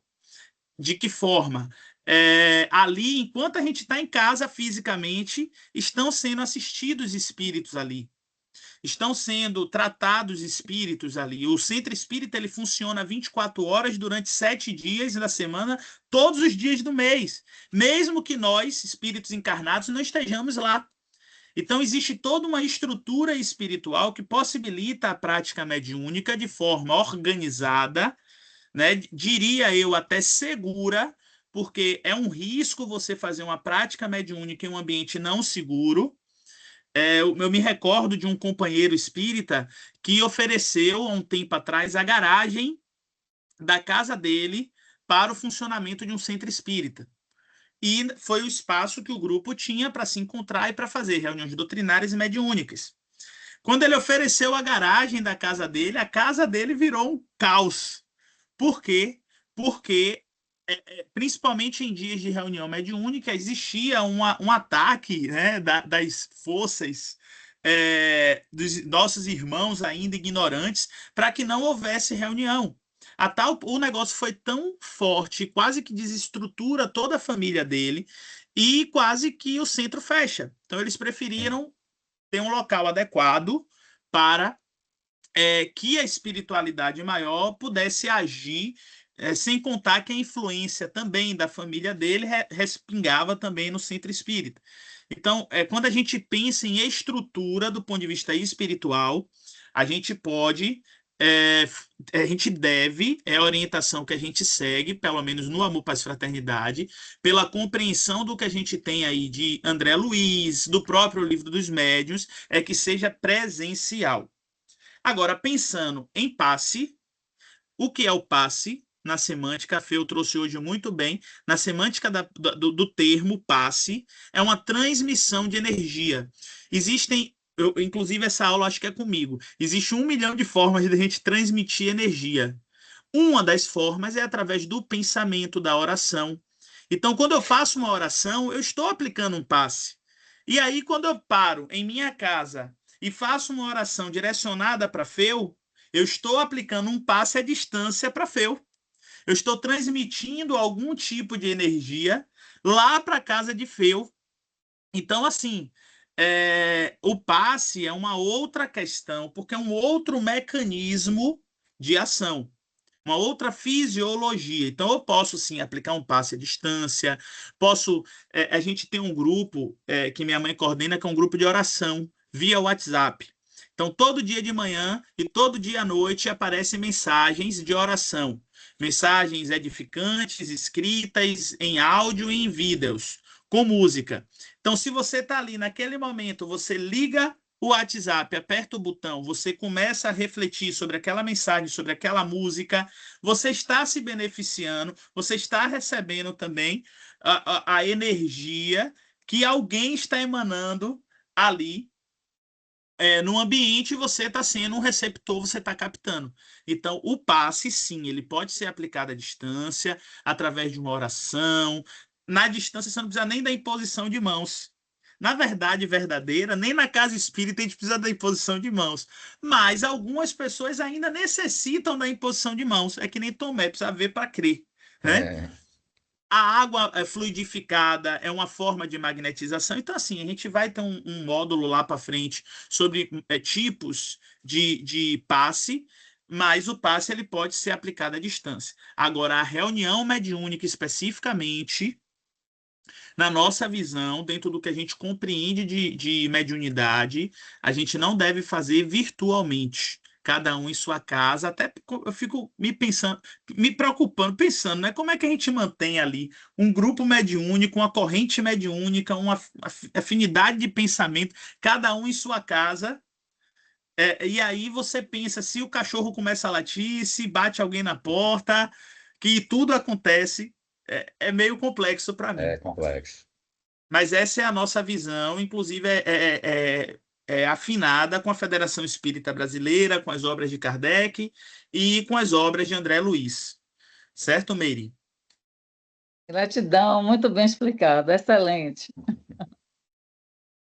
Valeu. Dilminha, levantou a mão. Pois é, né? Boa noite. Boa noite. Adorei as explicações. Lígia, eu entro nesse grupo, viu? Das orações. Pode botar meu nome aí, viu? Botar meu número aí. Gostei do que Ego falou aí esse grupo aí, é muito bom, realmente. E como você falou aí do passe, né, do pensamento, eu já contei no outro grupo, e eu tenho uma amiga que mora em São Paulo, e ela tá câncer, está fazendo quimioterapia, e teve um momento mesmo assim, muito assim, debilitada, que as filhas pensaram que ela não ia resistir. E aí a amiga, que a filha dela me chama de tia, né? Minha tia, o que a gente faz? Minha tia, vamos fazer oração. Aí eu, na hora assim, como é que eu posso orar? Eu fiquei meio desorientada também, né? Porque a gente recebe a notícia assim, que não está bem, a gente fica um pouco. Aí eu assim, olha, tem no livro livro do Evangelho, tem a prece de cura. Vou marcar o horário, nesse horário a gente vai fazer, você aí em São Paulo, eu aqui em Salvador, e nós vamos fazer essa vibração, vamos fazer essa oração. E começamos a fazer esse trabalho.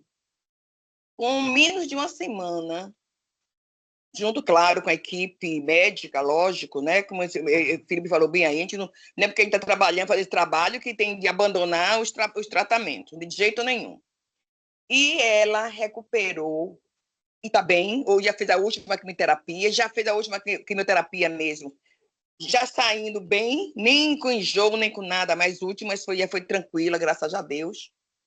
E essa transmissão de pensamento foi muito... Eu senti, a gente sente, na hora que está fazendo essa vibração, uma força incrível.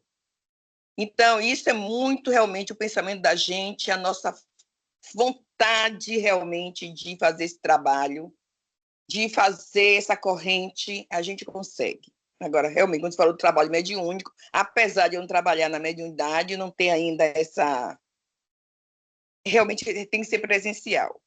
E uma coisa que o Felipe falou que eu achei bem interessante. Somos centros espíritas ambulantes.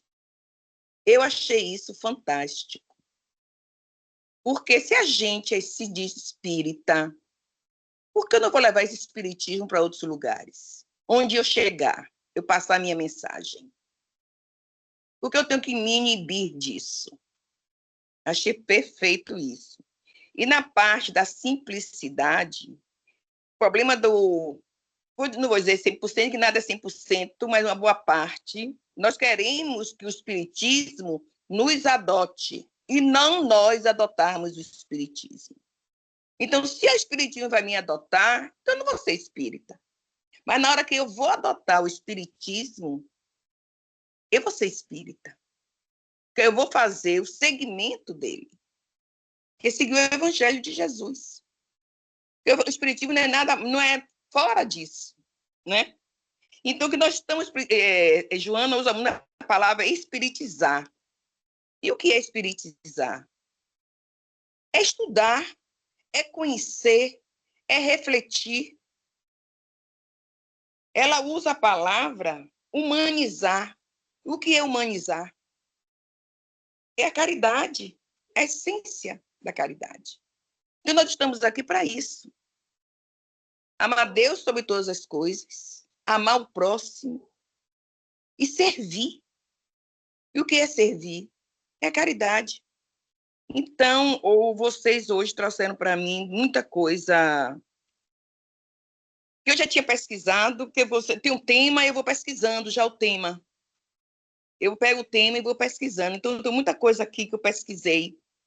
E quando o Felipe foi falando, estava tudo encaixado. Eu não preciso falar muito, não, porque você falou tudo dentro do que eu pesquisei. E parabéns, gostei. E obrigada. E vamos viver a doutrina. Oi, Vamos Dilma, eu viver que a doutrina. agradeço. Eu que agradeço pela sua reflexão, viu?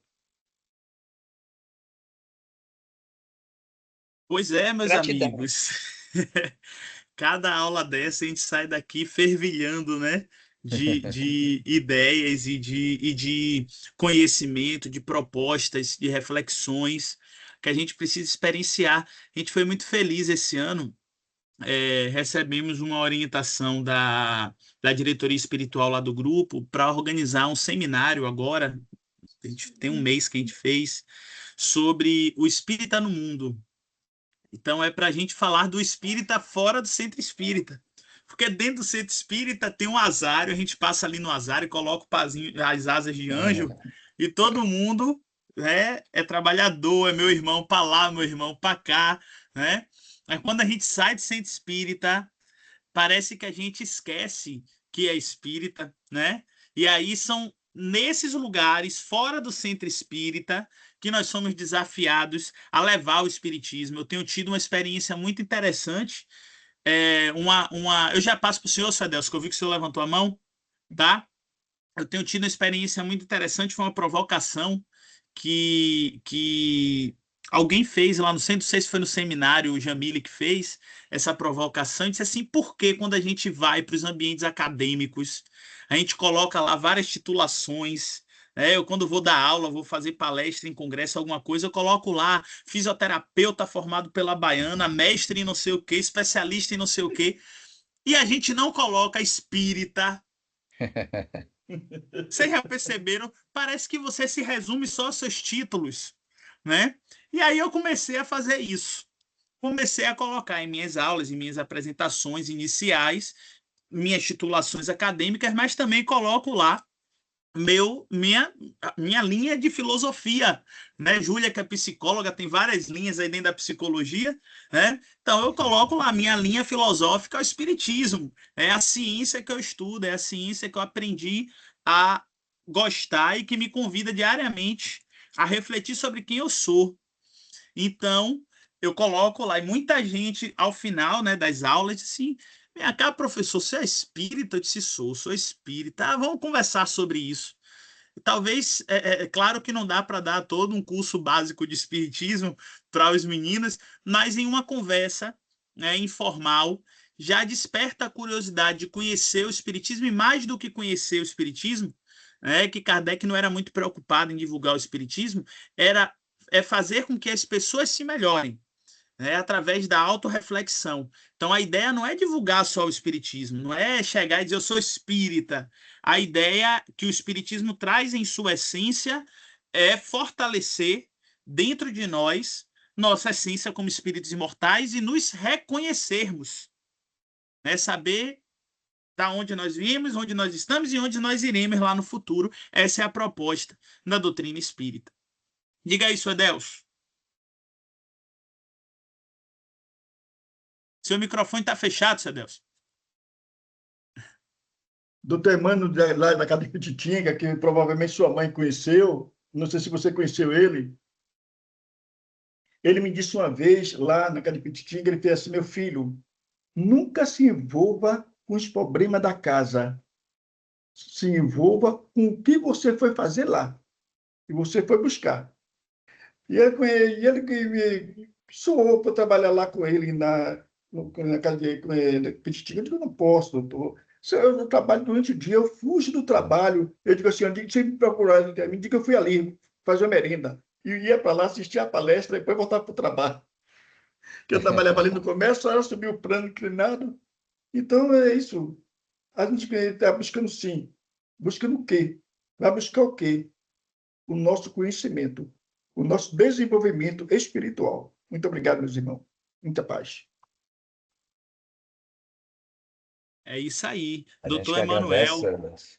a gente conheceu ele como vovô, né? Eu fui apresentado a doutor Emanuel como vovô. Conheci, tive o prazer de conhecê-lo, sim. É isso, meus Isso aqui é irmãos. rapidinho, amigo. Meu primeiro livro evangélico que me deu foi ele. Ele fez Ele, assim, gost... olha, eu ele tenho, costumava presentear as pessoas. eu tenho um negócio aqui para vocês, mas vai ser caro. Vai custar caro. Eu digo, doutor, estou sem dinheiro aqui no bolso.